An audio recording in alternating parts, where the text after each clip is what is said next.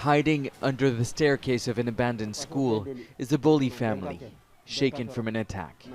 They've turned classroom benches into beds. Beneath is everything they saved before Dogon militia armed with machetes and guns tore through their village in central Mali. 66-year-old ABDOULAYE BOLLY has seen a lot of conflict between Fulanis and Dogon in his lifetime, but the brutality of this week's attack has left him in shock.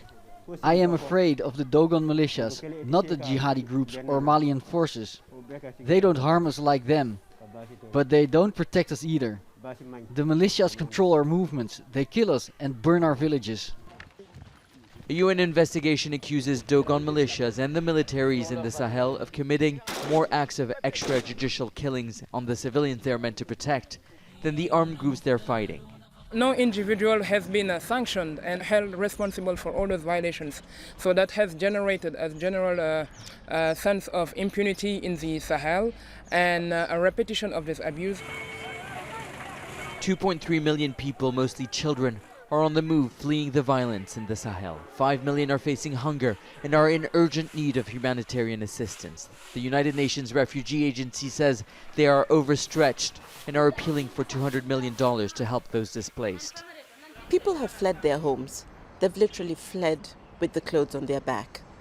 They don't have shelter, they don't have food, they don't have the most basics of things.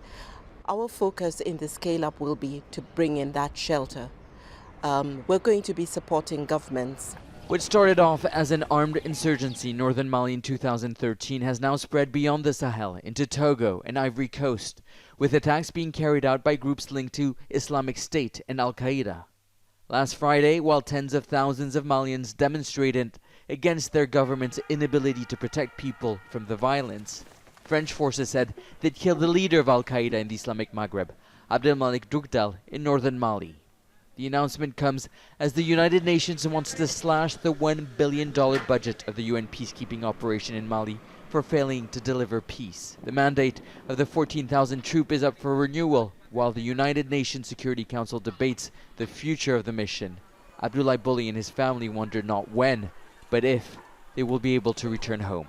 Nicolas, Haque, Al Jazeera.